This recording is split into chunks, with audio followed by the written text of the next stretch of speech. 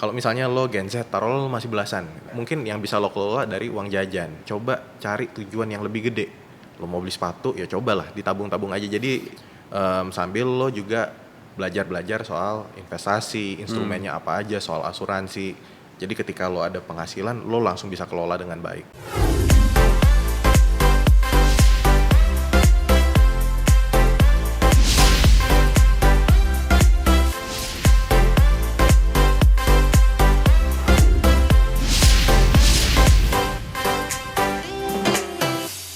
Unik juga kita ngomongin Gen Z dan millennial, which is, you know, millennials sandwich generation gitu, dan juga at the same time memiliki keinginan yang sangat banyak. I think when you reach misalnya baby boomer gitu, keinginan lo simple gitu. Gue pengen hari Senin main golf, besok mancing gitu misalnya kan. Cuman kan kalau millennials, this is based on social media, based on the things you see, you smell, you hear whatsoever gitu. Dan lo juga ada di bidang tersebut, yaitu social media consulting gitu. Menjadi lo tuh enak berarti. Lo tahu perannya harus apa dan tahu trennya akan kemana. Is that Sebenarnya ada masa di mana gue menjadi social media consultant, tapi I want to delete my social media. Ada ya, ada. Karena kayaknya ini bikin gue jadi banyak mau satu gitu kan. Belum lagi pasti ada rasa iri lah, walaupun dikit, kayak dia udah bisa gini, gue belum bisa gitu. Dia udah sukses. Jadi kayak kadang kayak gini loh. Lo mengambil pencapaian banyak orang. Si A keluarganya harmonis apa segala macam, bahagia, gue masih kayak gini. Si B karirnya bagus, udah jadi CEO, gue masih gini. Si C traveling mulu kemana-mana, gue masih gini. Itu kayak pencapaian 3 orang lo hantem semuanya ke lo, kan kayak makin stres gitu. Gitu. Nah tapi seiring waktu juga gue belajar, ya udah bahwa sebenarnya balik lagi apa yang gue butuhin ya. Kayaknya kalau mereka butuh itu ya silahkan, tapi kayaknya gue mencoba, ya udah gue hidup rendah hati aja. Rendah hati, kayak we don't really need validation from other people. Kan kadang itu ada beban buat pamer. Kita merasa kita harus menunjukkan diri kita sukses. Caranya gimana? Misalnya lu mau beli mobil gitu, budget mungkin beli mobil yang kelas Brio, Avanza gitu, yang murah. Tapi gara-gara lo pengen prestis gitu, lo jadinya nyari yang mahal, gitu kan? Nyari mobil yang luxury premium gitu loh. Yang bayar cicilannya aja lo udah ngos-ngosan. Gitu. Jangan bensin aja lo mikir kadang-kadang. Betul. Kan gak lucu, mobil udah bagus, bensinnya murah. Yang ada rusak lagi. Gitu. Nah ini jadi banyak beban beban pamer lah di lifestyle. Nah kalau kita mengerti bahwa sebenarnya kita nggak butuh validasi orang kok. Kita untuk menjalani hidup kita dengan nyaman. Betul. Dan kalau lebih kan kayak gitu lebih enak. Kita jadi tahu, lebih ngedengerin diri sendiri maunya apa. Ternyata yang bikin gue bahagia ini, yaudah gue beli itu aja. Nah tapi with that in mind gitu, lo juga malah menggunakan social media platform lo untuk membagi informasi in a really nice and simple way gitu. Dan ini gue rasa sangat efektif kah untuk orang-orang di luar sana yang untuk mempelajari, karena with the amount of followers you have, yang pasti banyak juga input-input yang ke lo gitu, yang kayak mengeluh atau kayak nih gue kayak gini nih harus apa gitu, dan itu banyak juga ya yang ke lo. Lumayan banyak sih yang curhat sampai Iya termasuk curhat itu ya. Curhat itu. Gue waktu itu sampai bikin sesi curhat berbayar gitu kan. Iya itu rame banget. agak menggelikan sih, tapi ya benar, karena kayak ini orang semuanya nanya gue kan di DM, gak bisa gue balas semuanya gitu kan. Gue juga butuh kerja, gue juga butuh tidur gitu kan. Terus waktu itu sampai masuk TV kan? Iya masuk TV. Jadi kayak oke, kalau kalian mau ya udah deh, kalian bayar deh 100.000 5 menit, nanti gue dengerin lo. Kalau bisa gue bantu gitu kan. Gue coba bantu kasih saran tapi nggak janji gitu ya. Nah akhirnya jadi banyak yang nanya. Lo untung berapa? Lumayan. Jadi kok ada 2 digit ada? Hah? 2 digit ada? Ada, sebulan tuh ada. Ya. Sebulan ada ya? Cuma kan akhirnya jadi lama-lama gue kurangin, kayak capek juga ya sehari ngedengerin 5 masalah orang gitu kan, kayak wah stres juga gue. Jadi kepikiran. Nah tapi dari situ pun ya udahlah, let's put that aside. Tapi kan yang motivasinya sebenarnya, kalau gue menurut gue pendidikan itu penting. Karena gue lahir dari keluarga biasa, orang tua gue lulusan SMP SMA biasa aja lah, kehidupan keluarga gue biasa-biasa aja. Cuma ketika ketiga anaknya dikuliahin gitu kan, gue melihat ada peningkatan hidup nih di kualitas hidup anak-anaknya, termasuk gue kan. Nah jadi gue percaya pendidikan itu penting. Nah makanya gue banyak baca buku self help segala macam. Dan kadang gue ngerasa sayang kalau kok cuma di gue ya udahlah gue sharing aja gitu. Semoga dia di gue ini bisa berhasil. Kalau di kalian bisa berhasil, syukur. Bisa bikin hidup kalian jadi lebih baik, syukur gitu kan. Kalau value-nya beda, ya udah nggak apa-apa. Anggap aja perspektif lain. Gitu. Nah ternyata it resonates with a lot of people. Jadi banyak yang nanya gitu kan. Jadi juga gue sekarang bikin komunitas sharing juga gitu. Jadi jangan cuma di gue doang. Karena kan kalau gue sakit, beban juga capek, dulu ya. Susah ya. Nah, jadi lebih crowdsource lah. Nah dan dari situ makanya pengalaman gue juga sebagai satu di sisi influencer, gara-gara banyak orang yang jadinya dengerin, merhatiin, jadi banyak yang follow gitu kan, jadi influencer juga. Dan gue kerja sebagai social media consultant juga. Jadi gue ada pengalaman sebagai praktisi gitu kan, profesional dan praktisi juga. Yang jadi influencer kalau bikin konten orang resonate-nya gini. Gitu. Jadi gue bisa menggabungkan dua pengetahuan itu gitu. Gimana caranya bikin konten dari yang belakang dapur sama di dalam dapur istilahnya gitu ya. Betul. Orang-orang tuh sukanya kayak gimana sih, cara ngomong tuh kayak gimana sih. Karena kadang kalau kita dari sisi profesional ya, teorinya gini, tapi dipraktekin bahasanya beda, lo nggak dapet gitu.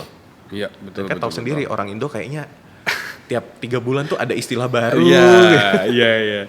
Dan ini tuh you've done this for 11 years.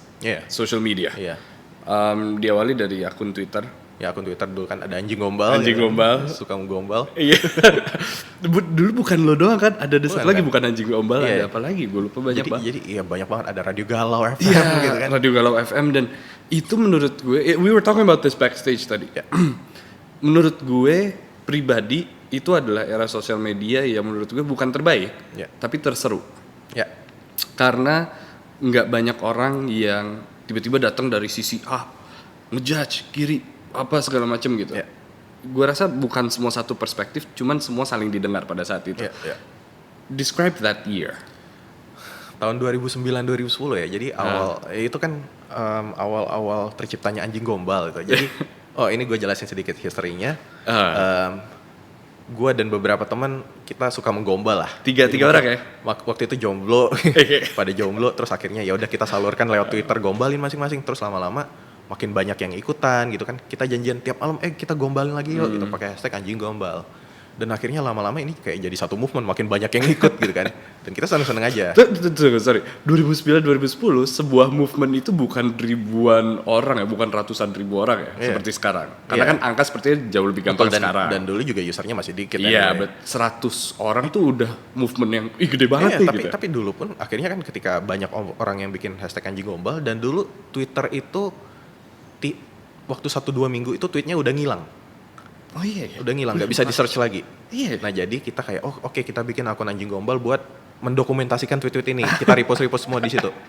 Gitu. Dan waktu itu cukup lumayan loh. Jadi dalam waktu 3 bulan 4 bulan itu followers kita udah 100.000. Wow. Gitu. Jadi cepet banget gitu kan.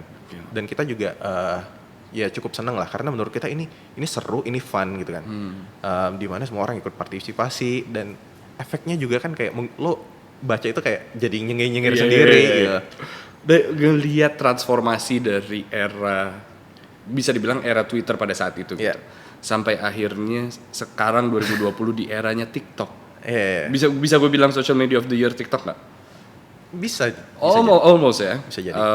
Mungkin Instagram masih di atas, cuman TikTok is the rising star gitu. Transformasi apa sih yang bisa kita pelajarin dari 10 tahun terakhir ke sekarang? Betul. Jadi kita tuh harus, yang pertama mungkin kita sendiri harus dewasa dalam bersosial media ya. Dalam artian gini, perkembangan sosial media cepet banget gitu kan. Yang kayak Twitter 140 karakter sekarang udah 280 gitu. Sempet 2012 nongol Vine. Sebelumnya Instagram kan, Instagram nongol 2011 terus jadi yang tadinya kalimat-kalimat pendek sekarang jadi visual. Terus nongol Vine, video 6 detik. Jadi video pendek. 3 tahun kemudian Vine bangkrut. Snapchat bangkrut. Snapchat gitu kan nongol, terus YouTube gitu kan sekarang karena secara data kita jadi lebih murah gitu kan, 4G juga, akses lebih gampang, nonton video lebih enak, jadi YouTube lah. Terus juga Instagram lagi bikin story apa segala macam, video segala macam, terus nongol TikTok lah gitu. TikTok sebenarnya kayaknya lebih ke content provider ya daripada social media, karena kita nonton gitu kan sebenarnya. Nah, jadi sebenarnya banyak sekali perkembangan, tapi dari kita sendiri social media itu berkembang sangat pesat, tapi apakah otak kita berkembang sepesat itu juga gitu loh. Kita harus mengerti. Karena ini misalnya yang tadi gue cerita bahwa orang tuh kadang nggak ngerti di Instagram itu kan cuma collection of happy moments. Yes. Portfolio momen-momen bagusnya lo semua di situ. Nggak mungkin lo nangis lo post di Instagram. Gitu, nggak mungkin gitu. Dan ya kadang orang nggak ngerti bahwa oh ini kok hidup dia seneng-seneng semua gitu. Kok nggak ada sedih-sedihnya kayak gue. Ya mungkin ada juga sedihnya, cuma nggak ditampilin. Nah kan banyak juga dari sosial media orang jadi depresi karena tadi membandingkan. Nah ini sebenarnya hal-hal yang harus dihindari aja. Jadi sosial media itu bisa jadi powerful tools dalam artian bisa buat platform edukasi, belajar, connecting with community gitu. Tapi di satu sisi juga bisa jadi ya pedang bermata dua lah. Yang satu gue jadi sedih, gue jadi stres karena orang sepertinya sukses, gue enggak. Atau misalnya cyberbullying gitu kan, dimana ketika kita nggak ketemu langsung, jadi kayaknya nggak ada konsekuensi sosial yang harus kita terima. Udah gue bully aja nih. Kan banyak kan kejadian ketika dibully, tapi kemudian ketika diciduk minta maaf gitu loh. Ini yang lebih penting tuh lebih ke pengendalian diri kita di sosial media. Jadi kita jangan mikirin perkembangan platformnya sendiri, tapi orangnya juga. Iya, kita siap nggak bersosial media gitu. Kita cukup dewasa nggak untuk bersosial media, untuk dalam artian kan sekarang kayak kalau di Twitter tuh sering banget tuh ribut. Sesimpel kayak, menurut gua misalnya pisang goreng madu tuh enak banget. Oh iya. Pasti ada aja. Lo yakin itu sehat? Kolesterol nggak itu? Itu minyak gorengnya banyak banget. Iya. Apa? Mungkin itu kali ya gua kangenin. Lo kangen apa ya itu gak? 2009 aman banget. Iya kan? Maksud gua keamanan itu, kenyamanan itu, keseruan itu. Kita juga foto makan siang share di sini. Kayaknya enak ya. Positif. Iya. Sekarang nggak bisa kayak gitu. Mungkin itu titik baliknya ketika 2010 ya, waktu itu pilkada DKI. Tiba-tiba muncul dua kubu perangnya di Twitter. Gue kayak apa ini? Betul. Itu mungkin era yang bisa membuat kita sedikit throwback gitu. Cuman karena kan tadi lo bilang juga dengan adanya pengembangan sosial media seperti itu efek ke financial planning kita juga kan. Kita jadi mau ini mau itu, and it in a way jadi banyak BM-an kita yang nggak bisa kita tanggung pada akhirnya gitu. Betul. Dan itu adalah hal paling berbahaya dari efek samping dari social media ke financial planning kita. Right. Dan di satu sisi sebenarnya yang gue suka sekarang banyak financial planner mereka membuka akses di social media. Mereka memberikan edukasi juga, nggak cuma financial planner ya, brand-brand juga masuk gitu kan. Dan topik finansial ini jadi seksi. Karena menurut gue ini penting. Literasi keuangan Indonesia tuh masih rendah, masih 30%-an lah. Gitu. Dalam artian 70% orang tidak bisa mengelola keuangan dengan baik. Atau skeptis. Bisa jadi. Dan ini juga jadi celah buat banyak sekali investasi bodong berkedok fintech lah gitu kan. Gue invest di gue pasti untung, pasti profit apa segala macam, tiba-tiba 3 bulan duitnya hilang. Fintechnya udah hilang. Nah ini juga harus hati-hati. Jadi kita pun harus bisa menyikapi sosial media secara secara dewasa. Tidak semua informasi yang ada di situ benar, faktual gitu. Kita harus punya critical thinking. Jadi begitu terima informasi, gue juga suka sharing kan. Bisa jadi yang gue sharing sebenarnya salah juga, bisa jadi gitu. Nah ini pun gue kadang sharing, gue bikin konten, gue mempertanyakan konten gue. Bener nggak ya? Valid nggak ya? Meskipun bertahun-tahun ya. Betul, karena kan kayak gue ada beban sebagai influencer lah tanda kutip. Gue menginfluence hidup orang. Gue nggak mau menginfluence hidup orang jadi lebih susah, jadi hancur gara-gara gue. Gitu kan. Enaknya kan kita influence biar jadi lebih positif. Gitu kan, hidupnya berkembang, bagus. Gitu. Nah jadi gue pun ini di gue jadinya cross checking. Bener nggak ya? Oke, gue ulang lagi. Ini sumbernya bener nggak ya? Kredibel nggak ya? Gitu. Dan banyak teman-teman juga yang gue pengen jadi influencer. Kenapa? Karena duitnya kayaknya gede nih. Gue bisa traveling dibayarin gitu kan. Cuma jadinya mereka nggak mikir sebenarnya impact apa yang pengen mereka bikin. Banyak yang jadi bikin prank-prank buat nyari sensasi, ngerugiin orang. Gitu kan. Ada yang tadi juga gue share di lo sebelum ini. YouTuber gitu, mesen pizza 1 juta lewat ojek online, terus di cancel, ojek online-nya nangis-nangis dia gitu, dijadiin konten. Ini kan motivasi yang salah, cuma ngejar views, ngejar subscriber tanpa tanpa memberikan impact positif gitu loh. Jadi buat teman-teman juga kayak ketika kita bersosial media, konten apa sih yang pengen kita share gitu, impact apa sih yang pengen kita bawain ke orang-orang, nggak harus harus jadi influencer juga, tapi kan ketika kita bikin konten, ada yang baca, itu membuat mereka merasakan sesuatu, melakukan sesuatu. Nah itu loh. Betul banget sih.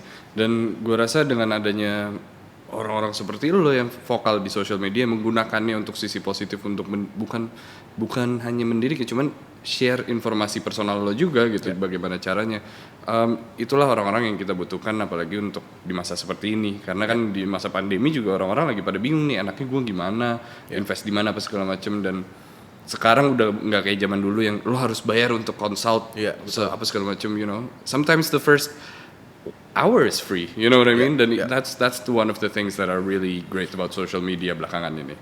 Joe, so I wanna know, since I think orang juga udah pada lari ke lo untuk bertanya, curhat juga ya kan, untuk lihat social media lo sekarang penuh informasi gitu.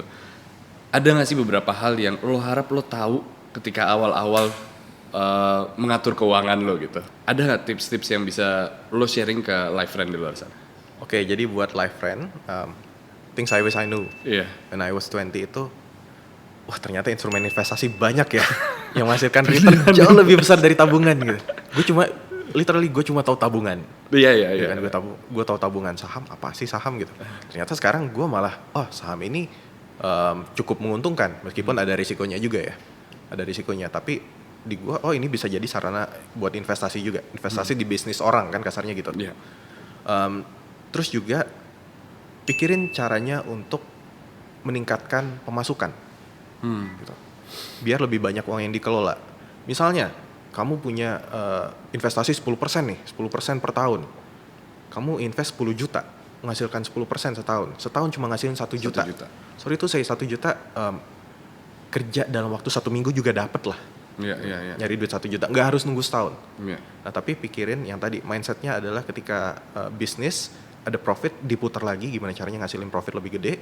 Nah jadi ketika kamu punya penghasilan, pikirin gimana caranya kamu bisa meningkatkan kompetensi. Biar meningkatkan value, biar misalnya di kantor karirnya jadi berkembang. Jadi bisa naik level jadi manager, naik level jadi director. Gitu kan. Ketika misalnya lo udah director kan enak, misalnya penghasilan berapa puluh juta. Ngelolanya juga gampang, mau liburan ke Jepang juga nggak harus financial planning. Sebulan gaji juga bisa, gitu kan. Jadi pikirin caranya untuk meningkatkan pemasukan. Dan yang paling penting, prioritaskan barang yang mau lo beli. Caranya ya dengan bikin tujuan finansial. List semua, gue mau beli rumah, gue mau beli sepatu, gue mau liburan, apa-apa segala macam, tulis semua. Nah, ketika lo tulis angkanya juga ya. Misalnya sepatu juga, harganya berapa, 3 juta. Gue mau beli rumah harganya 100 juta, 1M gitu misalnya. Ketika lo udah tulis semua, lo totalin tuh. Nggak mungkin kan? Uang kita terbatas. Mau kita banyak tapi uang terbatas. Nah jadinya lo akan mulai prioritas. Sepatu kayaknya nggak penting deh. Liburan ya bisa diturunin dalam negeri aja dulu deh. Nah ini pun bikin lo jadi lebih dewasa dan bisa mengatur keuangan dengan baik. Gitu. Nah itu that makes total sense, dan semoga live friend di luar sana juga terbantu oleh tips-tips itu ya. But anyway, thank you so much for being here, Jonathan. Terima kasih sudah mengundang. Of course kita juga udah ngebahas banyak, mulai dari financial planning, kita ngomong banyak tentang social media, tadi tentang asuransi juga, dan dana darurat pastinya. You know, these all information, mungkin banyak orang di luar sana merasa bahwa informasinya berat banget gitu. Cuman it's not that heavy if you understand it. And all you need to understand it is to listen and probably read gitu. So thank you so much for helping out, apalagi dengan konten-konten social media. Jadi sekali lagi tepuk tangan untuk Jonathan N. Kalau gitu, nama gue Yas Lawrence. Nama gue Jonathan N. Stick around di BNI Live Corner, di mana kita akan ngobrol-ngobrol dengan orang-orang inspiratif lainnya. Bye-bye. Apapun yang kita hasilkan hari ini, itu ada titipan dari diri kita sendiri di masa depan. Tentu pekerjaan dia 1 hari sama dengan gaji gue 6 bulan. Something is not right. Dia langsung mikir, gue besok mau nambah income apa ya.